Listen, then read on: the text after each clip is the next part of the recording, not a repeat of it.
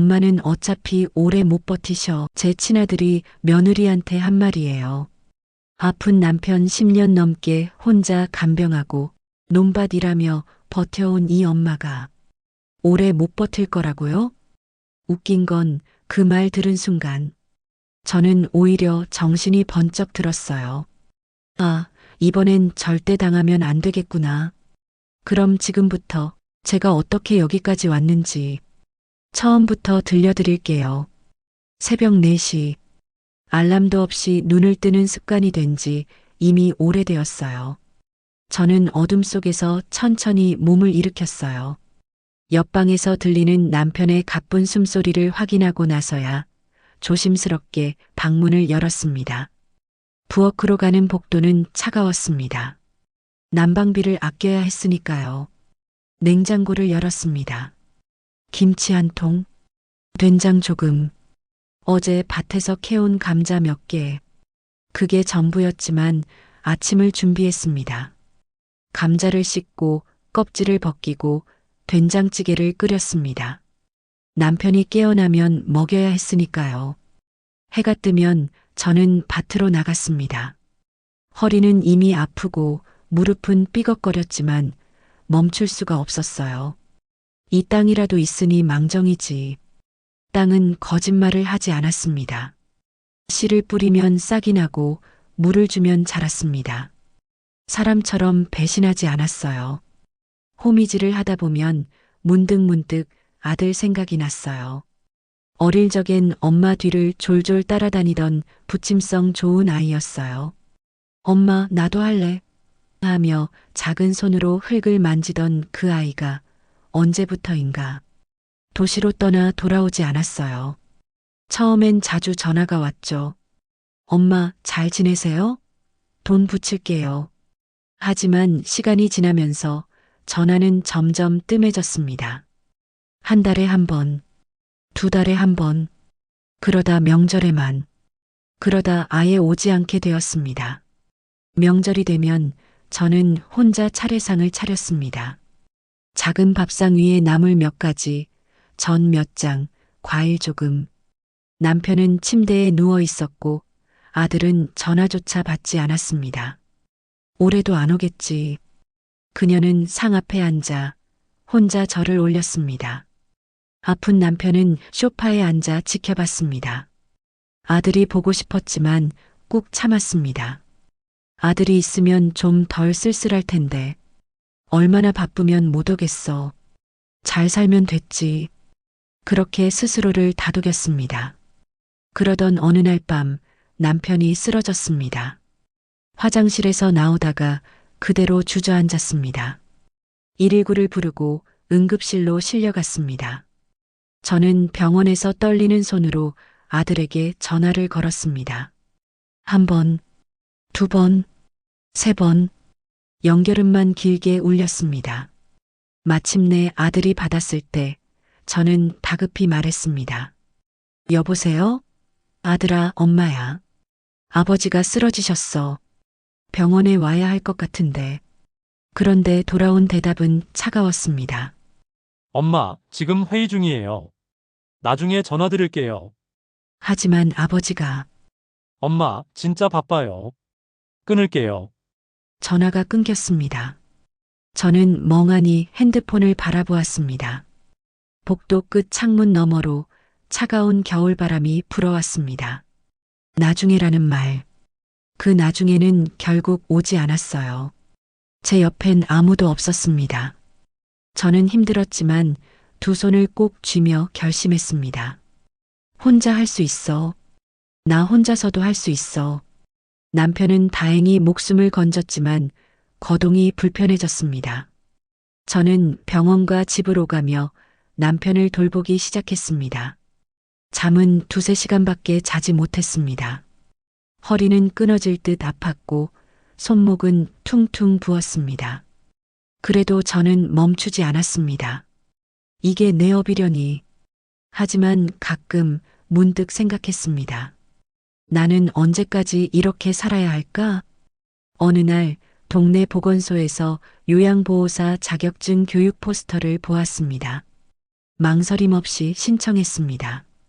아들에게 의지할 수 없다면 스스로 배워야 했습니다. 교육을 받는 동안 저는 같은 처지의 사람들을 만났습니다. 그들도 모두 누군가를 홀로 돌보고 있었어요. 우리가 안 하면 누가 해요? 한 아주머니가 쓸쓸히 웃으며 말했습니다. 저도 따라 웃었어요. 하지만 눈가엔 눈물이 맺혔습니다. 자격증을 딴 후 저는 더 능숙하게 남편을 돌볼 수 있었습니다. 침대에서 일으키는 법, 욕창을 예방하는 법, 응급 상황에 대처하는 법. 손이 익숙해질수록 마음은 더 허전해졌습니다. 흙냄새와 간병 냄새. 그 두 가지 냄새가 그녀의 삶이 되었습니다. 새벽엔 밭에서 땀 냄새를 맡고 밤엔 병실에서 소독약 냄새를 맡았습니다. 손은 거칠어졌고 얼굴엔 주름이 깊어졌죠. 거울을 볼 시간도 없었습니다. 저는 새벽같이 일어나 호미를 들고 밭에 나가며 생각했습니다. 괜찮아. 조금만 더 버티면 돼. 조금만 더. 하지만 그 조금 더가 언제까지인지는 저도 알 수는 없었습니다. 어느 가을날 저는 밭에서 일하다 문득 하늘을 올려다보았습니다. 구름 한 점 없이 맑은 하늘이었습니다. 저 하늘 아래 어디선가 내 아들도 저 하늘을 보고 있을까? 저는 슬픈 미소를 지으며 다시 고개를 숙였어요. 그리고 호미를 들어 흙을 파기 시작했습니다. 흙은 묵묵히 저를 받아주었습니다. 사람처럼 떠나지 않았습니다. 그게 저에게 유일한 위로였습니다. 어느 날 땅값이 올랐다는 소문이 돌았습니다. 그 소식은 마을 이장님 입에서 나왔습니다. 여기 대규모 아파트 단지 들어온대요. 재개발 확정됐어요. 처음엔 실감이 나지 않았어요. 저희 마을 같은 시골에 무슨 아파트가 들어온다는 건지. 평생 논밭만 보고 살았는데 갑자기 아파트라니. 그런데 며칠 후 구청 직원이 찾아왔습니다. 이 구역이 개발 예정지에 포함됩니다. 보상 협의 들어가야 해요. 제 밭이요? 이 흙투성이 밭이요? 그날부터 마을이 들썩이기 시작했습니다. 동네 사람들은 모이기만 하면 땅 이야기였어요. 김 씨네는 5억 받는데 우리 집은 7억 나올 것 같아. 이제 편하게 살겠네. 자식들한테 용돈도 좀 주고. 저는 그저 멍하니 듣고만 있었습니다. 남편이 아파서 병수발 들고 농사 짓느라 신경 쓸 겨를이 없었으니까요. 보름쯤 지났을까요? 부동산에서 전화가 왔습니다. 사모님 혹시 땅 파실 생각 있으세요? 지금 시세가 많이 올랐거든요. 얼마나요? 평당 500만 원 정도 봐야죠. 사모님 땅이 200평 정도 되니까 한 10억은 나올 겁니다. 전화를 끊고 저는 한참을 멍하니 앉아 있었어요. 10억? 평생 한 번도 만져본 적 없는 돈. 아니, 상상조차 해본 적 없는 돈이었습니다. 그날 밤 저는 잠을 이룰 수가 없었어요. 이 돈이면 남편 좋은 병원에 모실 수 있겠네. 요양원도 들어갈 수 있고, 나도 이제 좀 쉴 수 있을까? 가슴이 두근거렸습니다. 두려움과 기대가 뒤섞인 기분이었어요. 하지만 한편으로는 이상한 기분도 들었습니다. 평생 가난하게 살다가 이제 와서 이런 기회가 생기다니. 뉴스에도 나왔습니다. 지역 땅값 폭등, 재개발 특수로 주민들 횡재. TV 화면엔 웃고 있는 주민들이 비쳤어요. 저도 저 사람들처럼 웃을 수 있을까? 그런데 그날 밤 병원에서 차갑게 전화를 끊은 이후 처음으로 아들에게서 전화가 왔습니다. 휴대폰 화면에 아들이라는 이름이 뜬 순간 저는 심장이 멎는 줄 알았어요. 손이 떨려서 통화 버튼을 누르는데 몇 초가 걸렸습니다. 여보세요? 엄마, 잘 지내셨어요? 밝은 목소리였습니다. 너무 밝아서 오히려 낯설었어요. 응, 그래, 잘 지내고 있어. 엄마, 그동안 연락 못 드려서 죄송해요. 요즘 회사 일이 너무 바빠가지고. 변명이 길어졌습니다. 하지만 저는 그냥 듣고만 있었어요. 아들 목소리를 듣는 것만으로도 좋았거든요. 그래, 그래. 바쁘면 어쩔 수 없지. 건강은 괜찮아? 네, 저는 괜찮아요. 근데 엄마 요즘 힘드시죠? 응? 아버지 간병하시는 거 제가 다 알아요. 얼마나 힘드실까? 갑자기 목소리가 진지해졌습니다. 엄마, 저희가 모실게요. 뭐, 제가 직접 내려가서 아버지 병원 모시고 다닐게요. 엄마도 이제 좀 쉬셔야죠. 그 말을 듣는 순간 눈물이 왈칵 쏟아질 뻔했어요. 그래, 내 아들이 이렇게 착한 애였지. 이제라도 생각해 주는구나. 하지만 이상했습니다. 타이밍이 너무 딱 맞아떨어졌어요. 땅값 뉴스가 나간 그날, 딱 그날 밤에 전화가 온 겁니다. 저는 입술을 깨물었어요. 설마 그런 건 아니겠지? 하지만 가슴 한구석에서는 작은 의심이 피어올랐습니다. 돈 때문인가? 엄마, 언제 내려갈까요? 이번 주말에 갈게요. 그래, 알았어. 전화를 끊고 저는 한참을 그 자리에 서 있었습니다. 기쁜 건지 슬픈 건지 알 수가 없었어요. 아들이 온다는 게 기뻤지만 동시에 가슴 한구석이 무거웠습니다. 제발 돈 때문이 아니길. 저는 손을 모아 기도했어요. 하지만 며칠 후 그 기도는 산산이 부서지게 됩니다. 주말이 되었습니다. 아들과 며느리가 차를 몰고 내려왔어요. 3년 만에 보는 아들이었습니다. 키는 더 커 보였고 살도 좀 쪘더군요. 도시 생활이 편한가 봐요. 며느리는 명품 가방을 들고 있었습니다. 제가 평생 본 적 없는 그런 가방이요. 엄마, 잘 지내셨어요? 아들이 웃으며 제 손을 잡았습니다. 따뜻했어요. 아들 손이 이렇게 따뜻했던가. 그래, 잘 지냈어. 너희도 고생 많았지? 에이, 무슨 고생이에요. 엄마가 제일 고생하셨죠. 며느리도 웃으며 말했습니다. 어머니, 저희가 이제 다 할게요. 아버님 병원도 저희가 모시고 다닐게요. 너무 다정했습니다. 너무 친절했어요. 그래서 오히려 더 어색했습니다. 함께 웃으며 밥을 먹었습니다. 많이 먹어라. 도시에서 밥 제대로 못 먹었을 텐데. 네, 어머니. 어머니 손맛이 최고예요. 며느리는 밝게 웃었지만 그 눈은 웃지 않고 있었습니다. 다음 날 아침, 며느리가 부엌에서 저를 도와주겠다며 따라 나왔어요. 설거지를 하면서 며느리가 조심스럽게 말을 꺼냈습니다. 어머니, 요즘 땅값 많이 올랐다면서요? 그런가 보더라. 저희가 좀 알아봤는데 세금이 꽤 나온대요. 그래서 말인데, 며느리가 제 눈치를 살폈습니다. 분명히 이전만 잠깐 해두면 세금 덜 내요. 요즘 그런 거 다들 해요. 명예 이전? 네, 증여 형식으로요. 나중에 다시 돌려드리면 되니까. 법적으로도 문제 없어요. 며느리는 이미 준비해 온 듯 서류 봉투를 꺼내 보였습니다. 여기 도장만 찍으시면 돼요. 저희가 다 알아서 처리할게요. 저는 그 서류를 물끄러미 바라보았어요. 나중에 돌려준다?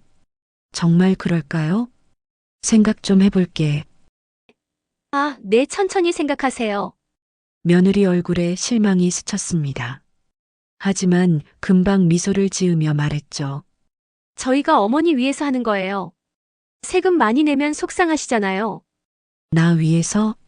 저는 속으로 웃었습니다. 쓴웃음이었어요. 정말 나를 위해서라면 3년 동안 왜 연락이 없었을까? 정말 나를 위해서라면 아버지 쓰러졌을 때 왜 오지 않았을까? 하지만 아무 말도 하지 않았습니다. 그저 그래, 알았어 하고 고개를 끄덕였을 뿐입니다. 그날 밤, 저는 물을 뜨러 부엌으로 나왔습니다. 그런데 아들 방에서 목소리가 들렸어요. 문틈으로 새어나오는 작은 목소리. 저는 발걸음을 멈췄습니다. 그리고 들어서는 안 될 이야기를 듣고 말았습니다. 문틈 사이로 며느리의 목소리가 들렸어요. 땅 팔면 바로 비자 신청하자. 저는 숨이 멎었어요. 손에 들고 있던 물컵이 덜덜 떨렸어요. 아들이 대답했어요. 응, 그 돈이면 뉴질랜드 가서 새로 시작할 수 있어. 비자? 뉴질랜드? 머릿속이 하얘졌어요. 아들이 다시 말했어요. 엄마는 어차피 오래 못 버티셔. 서류만 넘기면 끝이야. 그 순간 제 다리에서 힘이 빠졌어요. 벽을 짚지 않았다면 그 자리에 주저앉았을 거예요.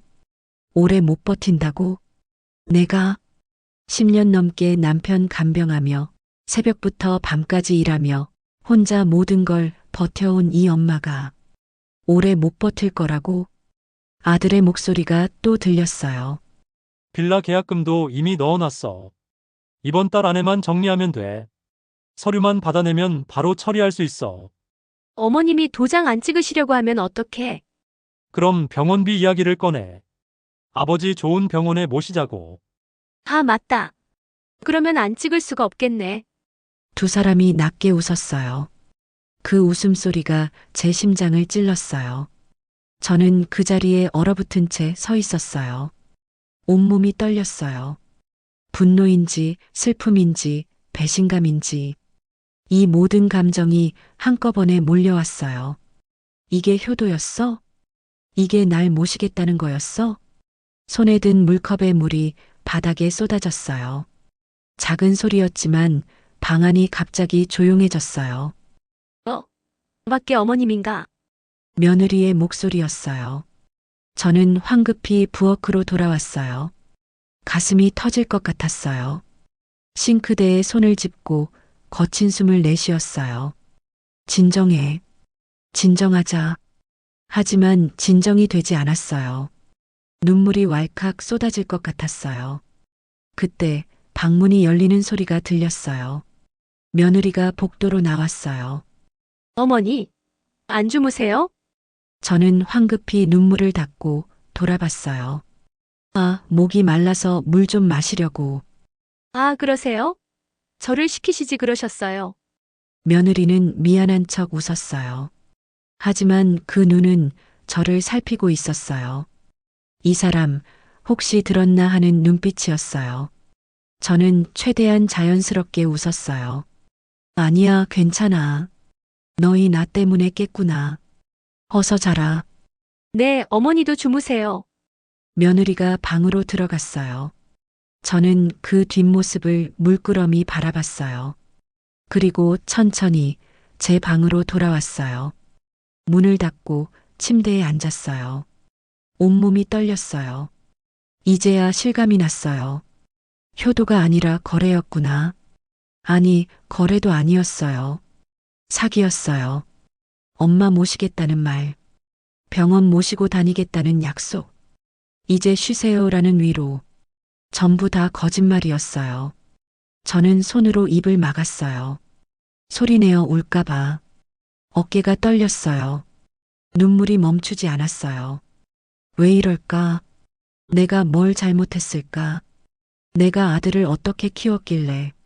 자책하는 마음과 분노하는 마음과 슬픔이 뒤섞였어요. 얼마나 시간이 지났을까요? 눈물이 마르고 저는 천천히 고개를 들었어요. 창밖을 바라봤어요. 달빛이 밭을 비추고 있었어요. 제가 평생 일군 그 밭, 제가 땀 흘려 가꾼 그 땅, 그걸 빼앗으려고 제 아들이 내려온 거예요. 그 순간 제 안에서 뭔가가 바뀌었어요. 슬픔이 사라졌어요. 아니, 사라진 게 아니라 다른 것으로 변했어요. 결심으로. 저는 천천히 일어났어요. 장롱을 열고 서류함을 꺼냈어요. 토지 등기부등본, 남편과 제 인감도장, 모든 서류를 확인했어요. 그리고 미소 지었어요. 쓴웃음이었지만 동시에 단단한 미소였어요. 이번엔 절대 빼앗기지 않겠어. 다음 날 아침, 저는 아무 일도 없었던 듯 미소를 지으며 아침상을 차렸어요. 많이 먹어라. 멀리서 왔는데. 아들과 며느리는 밝게 웃으며 밥을 먹었어요. 어머니, 밥 진짜 맛있어요. 그래, 많이 먹어. 저는 계속 웃었어요. 하지만 그 미소 뒤에는 이미 결심한 눈빛이 번쩍이고 있었어요. 며느리가 다시 서류 이야기를 꺼냈어요. 어머니, 명예 이전 건 생각해 보셨어요? 아, 그거? 응, 생각해 봤어. 며느리의 눈이 반짝였어요. 그럼, 저는 잠시 침묵했어요. 그리고 천천히 말했어요. 근데 말이야, 내가 좀 더 알아보고 싶어서 법무사 선생님한테 한번 상담받아 보려고. 며느리의 얼굴이 굳었어요. 아니, 그럴 필요 없어요. 저희가 다 알아봤으니까. 그래도 이런 건 좀 신중하게 해야 할 것 같아서. 나도 잘 모르니까. 저는 여전히 미소를 지으며 말했어요. 하지만 그 미소는 더 이상 순진한 미소가 아니었어요. 아들이 끼어들었어요. 엄마, 저희를 못 믿으세요? 그 말을 듣는 순간 저는 속으로 웃었어요. 믿는다고? 어젯밤 그 대화를 들었는데? 하지만 겉으로는 침착하게 대답했어요. 아니야, 못 믿는 게 아니라 그냥 내가 확실히 알고 싶어서. 알겠어요. 아들이 못마땅한 표정으로 대답했어요. 며느리도 더 이상 말하지 않았어요. 그날 오후 두 사람은 집을 나갔어요. 어머니, 저희 회사 일이 있어서 먼저 올라갈게요.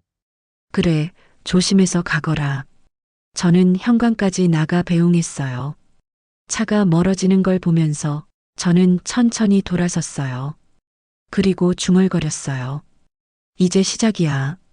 다음 날 저는 법무사 사무실을 찾아갔어요. 그리고 모든 서류를 검토받았어요. 어머니, 이 토지는 이미 10년 전에 어머니 명의로 되어 있네요. 네, 남편분이 건강이 악화되던 시기에 미리 증여 처리를 하셨어요. 상속세 문제도 없고 완전히 어머니 소유예요. 저는 눈물이 날 뻔했어요. 여보, 당신이 날 지켜준 거였구나. 10년 전 남편이 아프기 시작했을 때 조용히 아무 말 없이 모든 재산을 제 명의로 옮겨둔 거예요. 혹시 모를 상황을 대비해서. 그럼 제가 아들한테 증여하려면 어떻게 해야 돼요? 어머니께서 직접 인감도장 찍으시고 증여 서류 작성하셔야 해요. 하지만 법무사가 심각한 표정으로 말했어요. 어머니, 요즘 이런 케이스 많아요. 자식들이 부모 재산 노리고 접근하는 경우 한 번 넘기면 돌려받기 힘들어요. 그렇군요. 신중하게 생각하세요. 증여는 언제든 할 수 있지만 한 번 넘어가면 되돌릴 수 없어요. 저는 고개를 끄덕였어요. 걱정 마세요. 저 안 넘겨요. 법무사가 안도하며 웃었어요. 다행이에요. 그리고 어머니, 혹시 유언장 작성해 두시는 게 어떠세요? 나중을 위해서요. 유언장이요? 네, 어머니 뜻대로 재산을 처리할 수 있게요. 저는 잠시 생각했어요. 그리고 말했어요. 네, 그렇게 할게요. 그날 저는 유언장을 작성했어요. 만약 제가 먼저 세상을 떠나면 이 땅은 마을 복지센터에 기부한다고. 아들 이름은 단 한 글자도 들어가지 않았어요. 법무사가 조심스럽게 물었어요. 아드님한테는 아무것도 안 남기시는 건가요? 저는 창밖을 바라보며 대답했어요. 제가 살아생전에 이미 다 줬어요. 키우고, 먹이고, 입히고, 공부시키고. 법무사는 아무 말도 하지 않았어요. 그저 조용히 서류를 정리했어요. 집으로 돌아오는 길, 저는 밭을 지나갔어요. 한여름에 햇살이 뜨거웠지만 이상하게 마음은 가벼웠어요. 이제 뭘 해야 하지? 계획을 세워야 했어요. 아들은 분명 다시 연락할 거예요. 서류를 받아내려고. 그때 어떻게 대응할지 준비해야 했어요. 일주일 후 예상대로 아들에게서 전화가 왔어요. 엄마, 명예 이전 건 어떻게 생각해 보셨어요? 아, 그거 법무사 선생님한테 상담받았는데 저는 침착하게 거짓말을 했어요. 세금이 생각보다 많이 나온대. 그래서 좀 더 생각해 볼게. 엄마, 그게 무슨 말씀이에요? 저희가 다 알아봤는데. 아들 목소리가 날카로워졌어요. 처음 듣는 톤이었어요. 아, 이제 본색을 보이는구나. 미안해. 근데 이런 건 급하게 할 게 아니잖아. 천천히 생각해 볼게. 엄마, 계약금 날아가요. 우리 이민 계획 다 틀어진다고요. 그 순간 저는 멈칫했어요. 이민 계획? 제가 들은 그 대화가 사실이었던 거예요. 이민? 아니. 아들이 당황하며 말을 흐렸어요. 하지만 이미 늦었어요. 너 처음부터 이민 갈 생각이었구나. 엄마, 그게 아니라. 땅 팔아서 돈 챙기고 나 버리고 떠날 생각이었지? 엄마, 그런 게 아니에요. 그럼 뭔데? 설명해봐. 왜 이민 이야기가 나와? 아들은 한참 침묵했어요. 그리고 마침내 짜증 섞인 목소리로 말했어요. 엄마도 나이 드셨잖아요. 요양원 들어가시면 되죠. 저희가 비용은 대드릴게요. 그 말을 듣는 순간 저는 웃음이 나왔어요. 허탈한 웃음이었어요. 요양원? 네, 요즘 요양원 좋은 데 많아요. 엄마 혼자 힘드시잖아요. 그래서 날 거기 처박아 두고 너희는 이민 가겠다는 거야? 대답 좀 해봐. 아들은 대답하지 않았어요. 그 침묵이 모든 걸 말해주었어요. 저는 차분하게 말했어요. 이제 전화하지 마.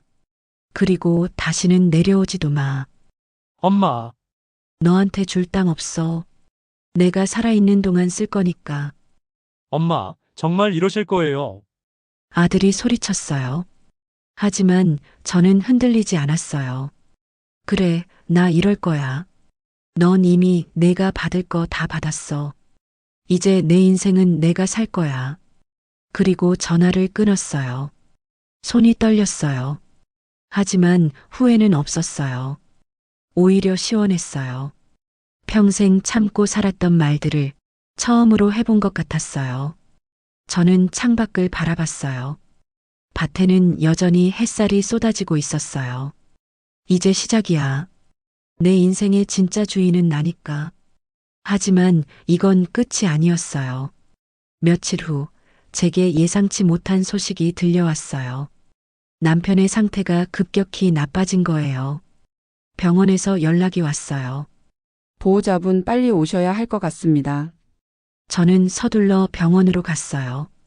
남편은 침대에 누워 가쁜 숨을 쉬고 있었어요. 여보. 저는 남편의 손을 꼭 잡았어요. 남편이 저를 보며 희미하게 웃었어요. 그리고 아주 작은 목소리로 말했어요. 미안해, 고생만 시켜서. 무슨 소리예요? 저는 눈물을 흘리며 말했어요. 땅명에 옮겨둔 거 고마워요. 남편이 고개를 끄덕였어요. 아들은 걱정 마, 당신은 잘할 거야. 네, 걱정 마세요. 잘할게요. 남편의 손에서 힘이 빠졌어요. 그리고 조용히 눈을 감았어요. 남편의 장례식 날. 아들에게 연락했어요. 아버지 돌아가셨어. 아들은 한참 침묵하더니 알겠습니다. 내려갈게요. 차가운 목소리였어요. 더 이상 엄마가 아니라 어머니도 아닌 그냥 알겠습니다였어요. 장례식장에 아들과 며느리가 왔어요. 검은 옷을 입고 조문객들 사이에 섞여 있었어요. 저와 눈도 마주치지 않았어요. 그저 절만 하고 한쪽에 서 있었어요. 마치 남이 된 것처럼. 3일장이 끝났어요. 조문객들이 다 돌아가고 저는 홀로 빈소에 앉아 있었어요. 그때 뒤에서 누군가 다가왔어요. 변호사였어요. 고인께서 유언장을 남기셨습니다. 저는 놀라 돌아봤어요. 유언장이요? 네, 생전에 작성하신 걸 제가 보관하고 있었습니다. 변호사가 봉투를 꺼냈어요. 그리고 그 유언장을 펼쳤을 때 저는 울음을 터뜨렸어요. 남편이 마지막으로 제게 남긴 말이 적혀 있었어요. 여보, 당신이 평생 일군 그 땅 절대 뺏기면 안 돼. 그건 당신 인생의 증표니까. 아들은 이미 우리가 키움으로써 다 해준 거야. 이제 당신 인생을 살아. 나 때문에 고생 많았어. 당신이 웃으며 사는 모습이 나한테는 제일 큰 선물이에요. 저는 그 편지를 꼭 안고 한참을 울었어요. 슬픔도 있었지만 동시에 위로도 받았어요. 그래, 여보. 내가 잘 살게. 당신 걱정 말고 편히 쉬어요. 장례식이 끝난 다음 날, 변호사가 다시 찾아왔어요. 유언 집행을 위해 가족분들 모두 모여야 해요. 가족이라면? 아드님과 며느리분도 참석하셔야 해요. 법적 절차니까요. 저는 한숨을 쉬었어요. 또 봐야 하는구나. 약속 날짜가 정해졌어요. 변호사 사무실에서 만나기로 했어요. 그날 아침 저는 일부러 검은색 한복을 입었어요. 거울을 보니 낯선 제 모습이 보였어요. 주름진 얼굴, 하얗게 센 머리. 하지만 눈빛만큼은 흔들리지 않았어요. 오늘이 마지막이야. 변호사 사무실에 도착했을 때 아들과 며느리는 이미 와 있었어요. 며느리는 명품 가방을 무릎에 올려놓고 아들은 팔짱을 낀 채 앉아 있었어요. 저를 보자 며느리가 일어나 인사했어요. 어머니 오셨어요. 형식적인 인사였어요. 목소리에 온기가 없었어요. 그래. 저도 짧게 대답하고 건너편에 앉았어요. 변호사가 서류를 펼쳤어요. 그럼 시작하겠어요. 고인님께서 생전에 남기신 유언장이에요.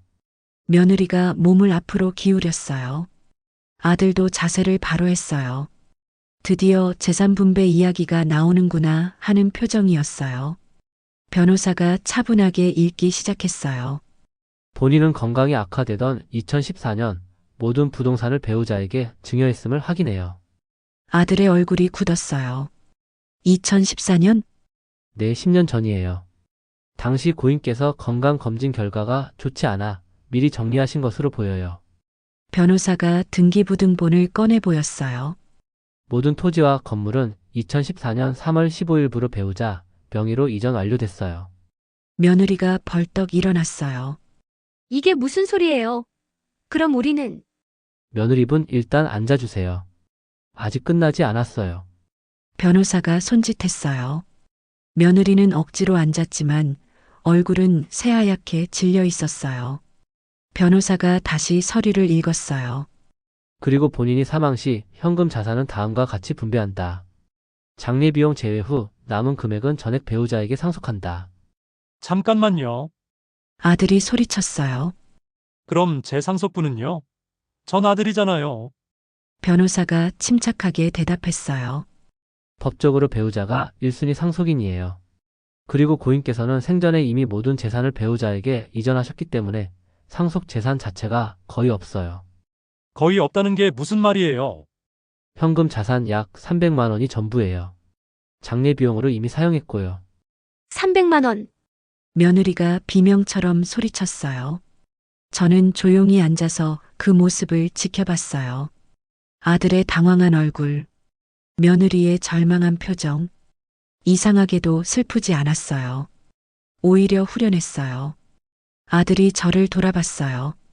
엄마, 이게 무슨 짓이에요? 내가 무슨 짓을 했는데? 아버지 재산을 혼자 다 가져가시겠다는 거예요. 저는 천천히 고개를 들어 아들을 똑바로 쳐다봤어요. 그 재산 내가 평생 농사지어서 모은 거야. 뭐라고요? 내가 혼자 논밭 다 일궜어. 그 땅값이 오른 것도 내가 30년 넘게 관리한 덕분이야. 아들은 할 말을 잃은 듯 입을 다물었어요. 저는 계속 말했어요. 너한테 줄 건 이미 다 줬어.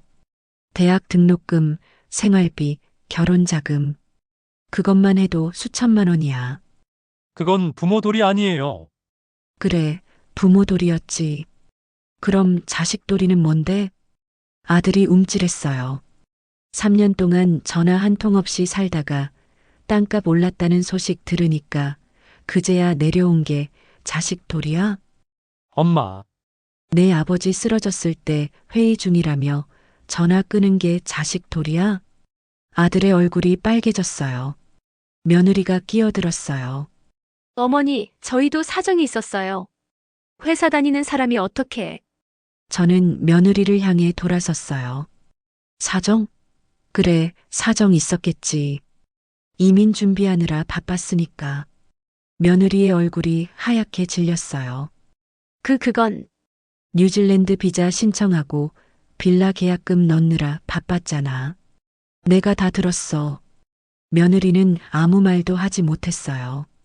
저는 가방에서 핸드폰을 꺼냈어요. 이것 좀 들어볼래? 버튼을 눌렀어요. 땅 팔면 바로 비자 신청하자. 엄마는 어차피 오래 못 버티셔. 빌라 계약금도 이미 넣어놨어. 녹음된 목소리가 사무실에 울려 퍼졌어요. 아들과 며느리의 목소리였어요. 아들의 얼굴이 새하얗게 변했어요. 엄마 그건 그날 밤 다 들었어. 너희가 무슨 생각으로 왔는지, 나를 어떻게 생각하는지. 저는 핸드폰을 집어넣으며 말했어요. 오래 못 버틴다고? 나 아직 팔팔해. 너희보다 오래 살 거야. 변호사가 조심스럽게 끼어들었어요. 추가로 전해드릴 내용이 있어요. 뭔데요? 아들이 짜증 섞인 목소리로 물었어요. 변호사가 또 다른 서류를 꺼냈어요. 고인께서 작성하신 또 다른 문서예요. 편지 형식이네요. 편지요? 내 아드님께 남기신 편지예요. 변호사가 읽기 시작했어요. 아들아, 이 편지를 읽고 있다면 아버지는 이미 세상을 떠났을 거야. 아버지가 미리 재산을 엄마 앞으로 옮긴 이유는 간단해. 내가 돈 때문에 찾아올까 봐. 아들아, 엄마 힘들게 하지 말고 너는 스스로 열심히 살아주었으면 한다. 아들이 고개를 떨궜어요. 너를 키우면서 아버지는 항상 걱정했어. 내가 너무 쉽게 돈을 쓰고 책임감 없이 사는 걸 보면서. 하지만 그래도 넌 내 아들이니까 믿고 싶었어. 언젠가는 철들 거라고. 하지만 결국 아버지 걱정이 맞았구나. 며느리가 고개를 돌렸어요. 눈가가 붉어져 있었지만 눈물은 아니었어요. 분노였어요. 변호사 사무실을 나온 후 저는 집으로 돌아왔어요. 텅 빈 집이었어요. 남편도 없고 아들도 없는. 하지만 이상하게 외롭지 않았어요. 오히려 마음이 편했어요. 저는 창문을 활짝 열었어요. 바람이 들어왔어요. 이제 시작이야. 마을은 공사가 한창이었어요. 제 밭이 있던 자리에 크레인이 서 있었어요. 굉음과 함께 건물이 올라가고 있었어요. 저는 그 모습을 멀리서 바라봤어요. 저기 내 밭이 있었는데 섭섭하지 않았어요. 오히려 기대가 됐어요. 새로운 시작이구나. 재개발 때문에 저는 임시로 이웃 마을에 작은 월세방을 얻었어요. 작은 방이었지만 따뜻했어요. 혼자 살기엔 충분했어요. 아침에 눈을 뜨면 햇살이 들어왔어요. 오늘도 좋은 하루네. 그렇게 중얼거리며 하루를 시작했어요. 첫 번째로 저는 마을 복지센터를 찾아갔어요. 손에는 두꺼운 봉투를 들고 있었어요.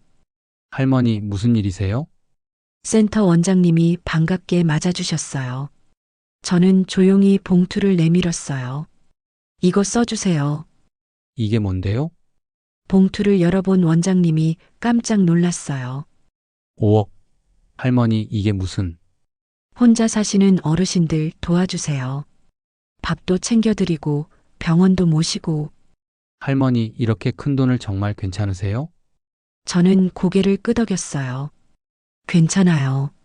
저 혼자 쓰기엔 너무 많거든요. 그리고 나눠야 제 마음도 편해요.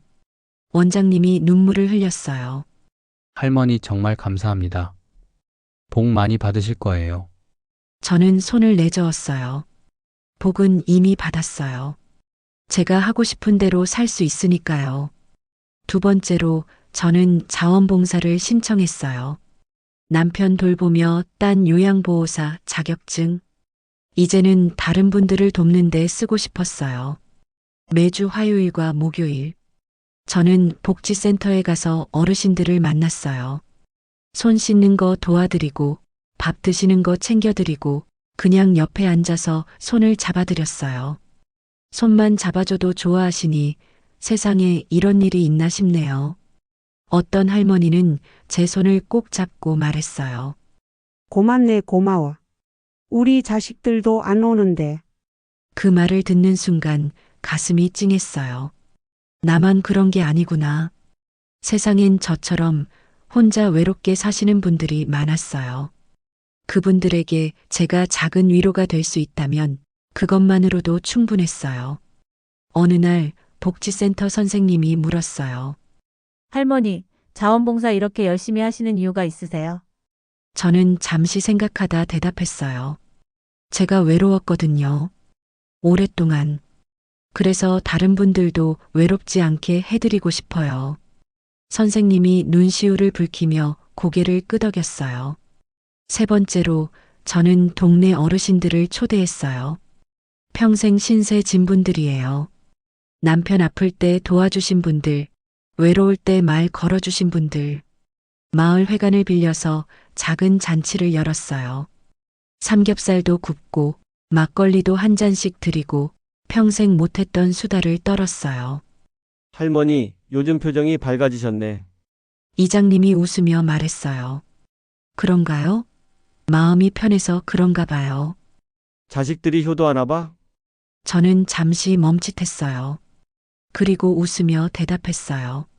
아니요, 제가 저한테 효도하는 거예요. 계절이 바뀌었어요. 1년이 지났어요.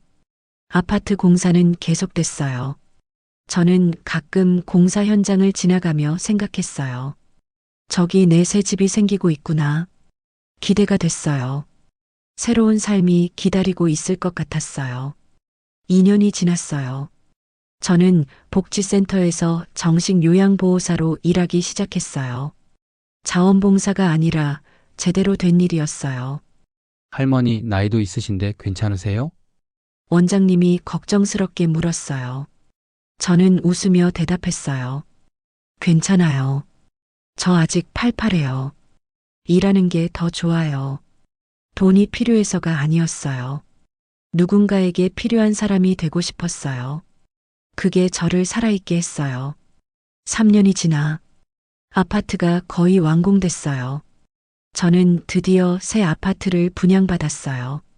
32평형, 남양 10층.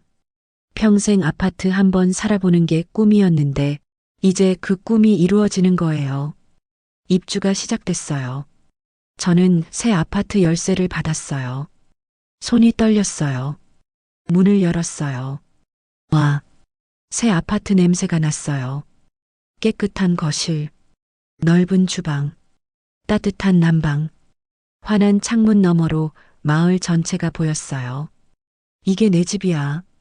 진짜 내 집. 눈물이 났어요. 평생 흙집에서 추운 방에서 살았는데 이제 이렇게 따뜻하고 깨끗한 집에서 살 수 있다니. 짐을 풀면서 저는 생각했어요. 아들한테 줬다면 이 집도 없었겠지. 그 돈으로 이민 갔을 테고 저는 요양원에 있었을 거예요. 하지만 지금은 달랐어요. 제 이름으로 된 새 아파트에서 제가 원하는 대로 살 수 있었어요. 저는 완전히 새로운 사람이 됐어요. 매일 아침 6시에 일어나요. 아파트 단지를 산책하고 복지센터로 출근해요. 요양보호사로 일하며 어르신들을 돌봐요. 저녁에는 아파트 주민들과 함께 운동도 하고 가끔 문화센터에서 요가도 배워요. 할머니 정말 젊어 보이세요. 이웃들이 말해요. 저는 웃으며 대답해요. 마음이 편하니까 그런가 봐요. 어느 날 복지센터에 새로운 어르신이 오셨어요. 80대 할머니셨어요. 혼자 사시고 자식들은 연락이 없다고 했어요. 저는 그 할머니 옆에 앉았어요. 어르신, 손 한번 잡아볼까요? 할머니가 떨리는 손을 내밀었어요. 저는 그 손을 꼭 잡았어요. 따뜻했어요. 괜찮아요. 우리가 있잖아요. 할머니가 눈물을 흘렸어요. 저도 눈물이 났어요. 내가 이런 위로를 줄 수 있는 사람이 됐구나. 어느 가을날, 저는 아파트 베란다에 서서 창밖을 바라봤어요. 높은 곳에서 보는 마을은 아름다웠어요. 예전제 밭이 있던 자리엔 이제 어린이 놀이터가 있었어요. 아이들이 웃으며 뛰어놀고 있었어요. 내 땅이 저렇게 좋은 곳이 됐구나. 섭섭하지 않았어요. 오히려 기뻤어요. 그때 핸드폰이 울렸어요. 모르는 번호였어요. 받을까 말까? 망설이다가 받았어요. 여보세요? 엄마, 아들이었어요. 5년 만에 듣는 목소리였어요. 저는 아무 말도 하지 않고 그냥 들었어요. 엄마, 저 정말 죄송해요. 제가 정말 잘못했어요. 돈 때문에 엄마를 그렇게 대한 거. 아들의 목소리가 떨렸어요. 엄마, 용서해 주세요. 제발. 저는 한참을 침묵했어요. 그리고 차분하게 말했어요. 나 괜찮아. 엄마, 너는 내 인생 살고 나도 내 인생 살게. 그게 서로한테 좋을 것 같아. 엄마, 정말 죄송해요. 다시 기회를. 기회는 없어. 이미 기회는 많이 줬어. 근데 넌 그걸 다 버렸잖아. 아들이 한참 침묵했어요. 엄마 건강은 괜찮으세요? 응, 아주 좋아. 새 아파트에서 잘 살고 있어. 그리고 다시 전화하지 마. 이게 마지막이야. 전화를 끊었어요. 손이 떨렸어요. 가슴이 아팠어요. 하지만 동시에 후련했어요. 이제 정말 끝이구나. 아들에 대한 미련도, 기대도, 집착도 다 내려놓은 것 같았어요. 저는 다시 창밖을 바라봤어요. 해가 지고 있었어요. 노을이 아름다웠어요. 여보, 보고 있어요? 저 이렇게 잘 살고 있어요. 새 아파트에서 좋은 일 하면서. 걱정 마세요. 저 행복해요. 바람이 불었어요. 따뜻한 바람이었어요. 다음 날 아침, 저는 복지센터로 출근했어요. 어르신들이 반갑게 맞아주셨어요. 부엌에서 미역을 씻으면서 문득 생각했어요. 이게 내가 원하던 삶이구나. 누군가를 위해 밥을 짓고 누군가와 이야기를 나누고 웃으며 하루를 보내는 것. 돈이 많아서가 아니라 화려해서가 아니라 의미가 있어서 행복한 거였어요.